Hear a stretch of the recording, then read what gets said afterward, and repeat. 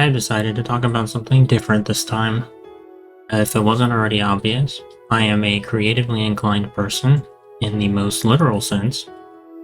I like to create things, um, mainly ideas and fictional stuff sometimes. I used to do quite a lot of writing on my own, like for short stories and stuff, and so I have a ton of concepts built out in full detail that I will likely never use for anything in the next 20 years at least. I've been kind of stuck on what else I want to make videos about, and I got an interesting idea that could have some some neat outcomes. Why not package my ideas into videos and release them as a sort of public domain lore for others to use? I'm of the opinion that creativity is better off shared, so I'm going to document all the detailed concepts and settings I've created, one at a time, and you can do whatever you feel like with it. I really mean anything at all. Public domain is about as freely available as it gets. I'm not about to put any of these ideas to good use, so I might as well let somebody else have fun with them. I have a bit of an autistic fascination with slimes, the fictional creature. At one point, it was so strong that I ended up creating a 24,000 word document about my rendition of slimes and various things related to them. I will refrain from torturing you by reading it all right now, but I do want to cover the basics. This will set the groundwork for some other, more specific ideas later.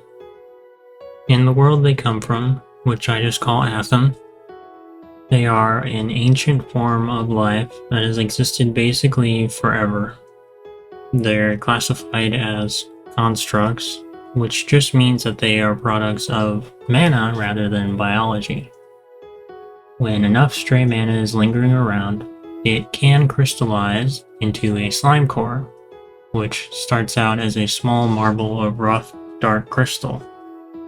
This slime core will immediately start absorbing excess mana from the environment to produce gel. Think of it like photosynthesis, but instead of light, it takes in mana. Slimes actually serve a really important purpose in Atham.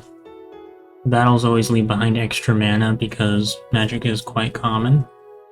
If that mana is left to sit there for long periods of time, it'll stagnate and start to warp things in the area. I have a whole section on that called Mana Corruption, but that's also for another time. Just know that these slimes are magical janitors. Slime cores start out small, but they grow to a maximum size of 3 to 6 inches in diameter on average, depending on the variety of slime. That's about 7.5 to 15 centimeters in metric. These cores grow at a highly variable rate, also depending on the slime variety, but they never take longer than a year to reach full size. A slime core will always be 7% of the slime's total body volume, with the other 93% being entirely made out of that particular variety's slime gel. So, the larger the core, the larger the slime overall. Slime cores are a 3-layered structure, as you can see by this beautiful diagram that I drew. The outer layer here is a protective shell that prevents damage to the other 2 layers. It allows the slime to survive falls and impacts with a remarkable degree of resilience. The middle layer is the part that actually absorbs the mana from the environment and turns it into gel. It's essentially a crude form of casting, as it takes in mana and then, quote-unquote, casts a spell to create the gel. It's more of a conversion than a spell in that sense. The inner layer here is also called the true core. This is where the slime's consciousness exists. Slimes can survive damage to the outer 2 layers, but it will die if this true core is even slightly cracked. Slime gel itself is a curious substance with a consistency like honey and a texture like mashed potatoes. It can be removed from slimes without physically harming them, and they can reproduce it quite rapidly so long as there is mana for them to absorb somewhere.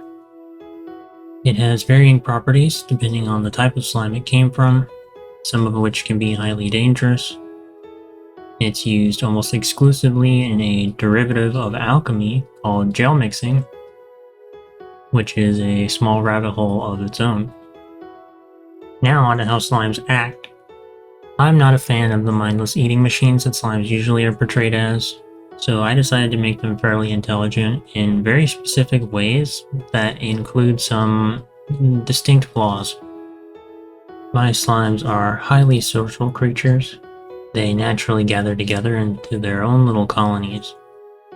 They will defend each other from harm and often show group preservation behaviors, so they're very willing to put themselves in harm's way for the sake of their group. This level of social interaction means that they have a lot of emotional intelligence compared to other creatures. They can live peacefully with animals, other magical constructs, and even people. They can absorb human language over time and learn to understand speech, but they can't actually speak for themselves. Their communication methods are limited to squeaks of varying tones and pitches, but different varieties can have other sounds at their disposal. Water slime can make bubbling noises, and electric slime can buzz and hum, stuff like that. They're also very good with body language, and they express things through motion that can be hard to understand without prior experience. It's a challenge to learn their crude ingrained language to begin with, because it seems to communicate ideas and emotions in general rather than any specific things like words do. There's no good rule of thumb for understanding them, but low tones and compression of the body is usually negative or low energy, and more excited movements with higher tones is usually positive.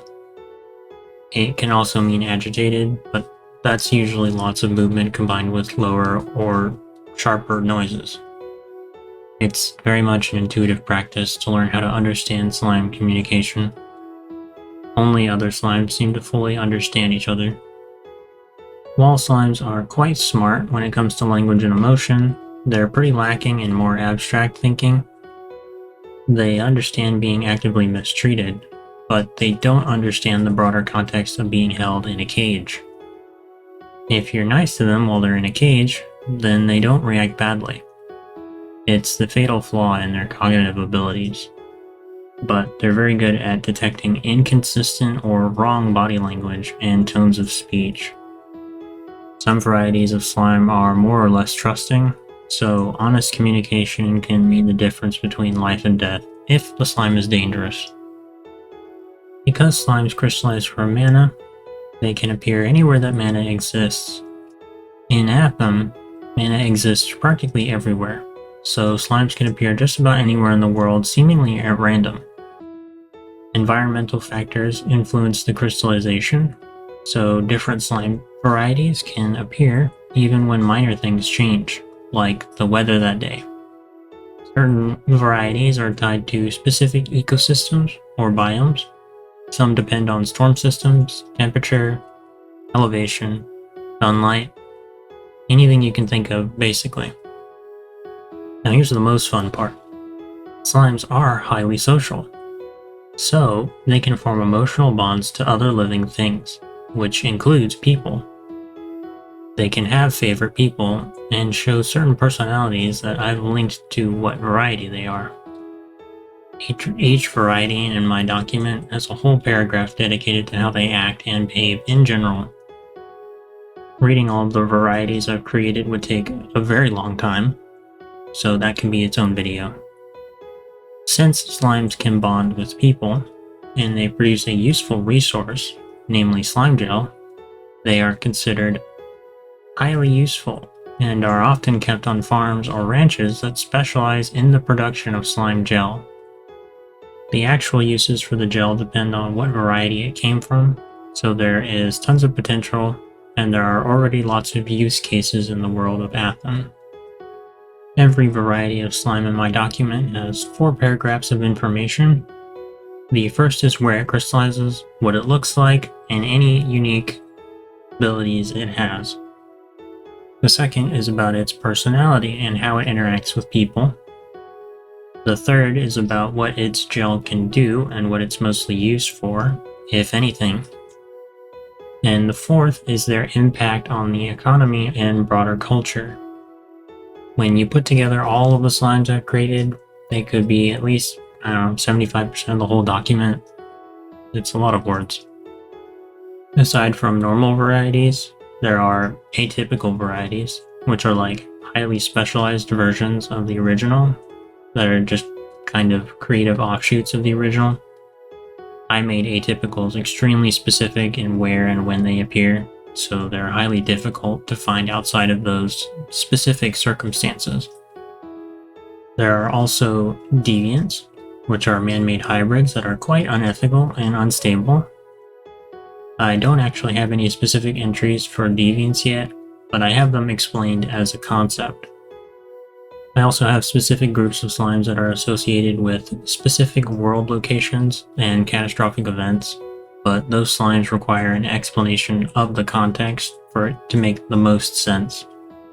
They would probably get videos on their own.